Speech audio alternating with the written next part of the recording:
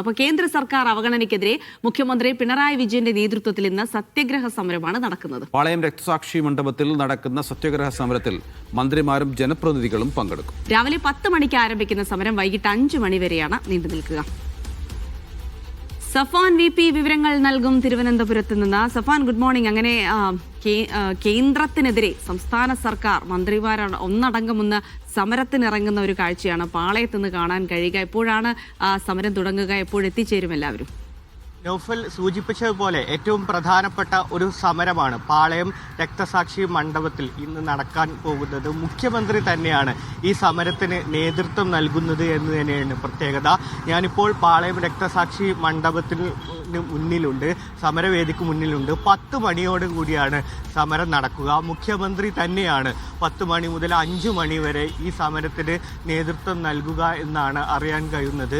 നമുക്കറിയാം, ഡൽഹിയിൽ 2014 ഫെബ്രുവരി 8 ഡൽഹിയിൽ മുഖ്യമന്ത്രിയും മന്ത്രിമാരും ഒരു സമരം നടത്തിയിരുന്നു. ദേശീയ തലത്തിൽ തന്നെ ശ്രദ്ധിക്കപ്പെട്ട ഒരു സമരമായിരുന്നു.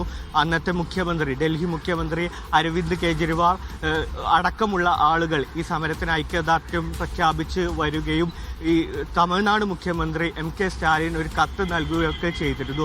അതിൻ്റെ ഒരു തുടർച്ച എന്നോളം തന്നെയാണ് ഇപ്പോൾ കേന്ദ്ര സർക്കാരിൻ്റെ അവഗണനയ്ക്കെതിരെ സാമ്പത്തികമായി കേന്ദ്രം കേരളത്തെ ഉപരോധിക്കുന്നു എന്ന ഒരു ഒരു സമരം മുഖ്യമന്ത്രിയുടെ നേതൃത്വത്തിൽ തിരുവനന്തപുരത്ത് നടക്കുന്നത്.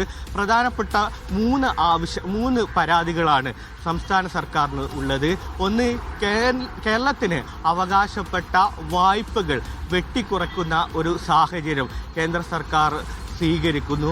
അതിനപ്പുറത്തേക്ക് കേരളത്തിന് മറ്റ് സംസ്ഥാനങ്ങളോട് അപേക്ഷിച്ച് റവന്യൂ വരുമാനത്തിൽ വിവേചനം കാണിക്കുന്നു എന്നടക്കമുള്ള ആവശ്യങ്ങൾ. അതിനപ്പുറത്തേക്ക് കേന്ദ്ര കുടിശ്ശിക ആയിട്ട് കേന്ദ്രാവിഷ്കൃത പദ്ധതിയിൽ വിവിധ പദ്ധതികളായി 5000-ഓളം രൂപ കേരളത്തിന് ലഭിക്കാനുണ്ട്. ഇത്തരത്തിൽ ഫെഡറൽ സംവിധാനത്തെ അട്ടിമറിക്കുന്ന വിധത്തിൽ കേന്ദ്ര സർക്കാർ കേരളത്തോട് പെരുമാറുന്നു എന്ന ഒരു പരാതി കേരളത്തിന് മുൻപേ ഉണ്ട്. അതൊരു തെരഞ്ഞെടുപ്പ് വരുന്ന ഒരു സാഹചര്യത്തിൽ ഒരു രാഷ്ട്രീയ പ്രചരണമായി ഉയർത്തുക എന്ന ലക്ഷ്യത്തോടെയാണ് മുഖ്യമന്ത്രിയുടെ നേതൃത്വത്തിൽ ഇന്ന് പാളയം രക്തസാക്ഷി മണ്ഡപത്തിൽ ഇത്തരൊരു സമരത്തിന് LDF ഒരുങ്ങുന്നത്. രാവിലെ 10 മണി മുതൽ തന്നെ സമരം ആരംഭിക്കും.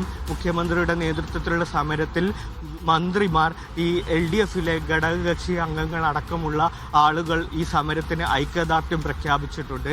ആ അർത്ഥത്തിൽ ഒരു സത്യഗ്രഹ സമരം 10 മുതൽ 5 വരെ തന്നെ വലിയ രീതിയിലൊരു സത്യഗ്രഹ സമരം ഇവിടെ ഉണ്ടാകും. 10 മണിക്ക് തന്നെ ഈ സമരം ആരംഭിക്കും എന്ന് തന്നെയാണ് അറിയാൻ കഴിയുന്നത്. നേരത്തെ ഡൽഹിയിൽ നടന്ന ഈ സമരത്തിൻ്റെ തുടർച്ച എന്നോണം ഇതിനെ അവതരിപ്പിക്കാനാണ് സർക്കാരും LDFും ഒരുങ്ങുന്നത്. ആ അർത്ഥത്തിലുള്ള ഒരുക്കങ്ങൾ ഈ പാളയത്ത് പൂർത്തിയായിട്ടുണ്ട്. 10 മണിയോട് തന്നെ മുഖ്യമന്ത്രി എത്തും. അതിനുള്ളൊരു പ്രതിഷേധ ബാനറുകളൊക്കെ ഇവിടെ വിവിധ സംഘടനകൾ, CPMന്റെ വർഗ ബഹുജന സംഘടനകൾ ഈ പരിപാടിക്ക് ഐക്യദാർഢ്യം പ്രഖ്യാപിച്ച് ഇവിടെ തൂക്കിയിട്ടുണ്ട്. കാരണം ഈ സമഗ്ര ശിക്ഷാ പദ്ധതി അടക്കമുള്ള കാര്യങ്ങളിൽ സംസ്ഥാനത്ത് നിന്ന് ഒരുപാട് ആയിരക്കണക്കിന് കോടി രൂപ കേന്ദ്രത്തിൽ നിന്ന് ലഭിക്കാനുണ്ട്. ഈ ഒരു സാഹചര്യത്തിൽ തന്നെയാണ് ഈ ഒരു സമരത്തിൻ്റെ പ്രസക്തി എന്നും പറയുന്നത്. ഈ തെരഞ്ഞെടുപ്പിനോട് അടുക്കുമ്പോൾ കേന്ദ്രം ഈ ഒരു വിഷയങ്ങൾ ഉണ്ടെങ്കിലും കേരളത്തിൻ്റെ സാമ്പത്തിക അച്ചടക്കത്തിൻ്റെ ഭാഗമായിട്ടാണ് ഇത്തരത്തിൽ സംസ്ഥാന സർക്കാർ സർവൈവ് ചെയ്യുന്നു എന്നാണ് സംസ്ഥാന സർക്കാരിൻ്റെ ഭാഗം.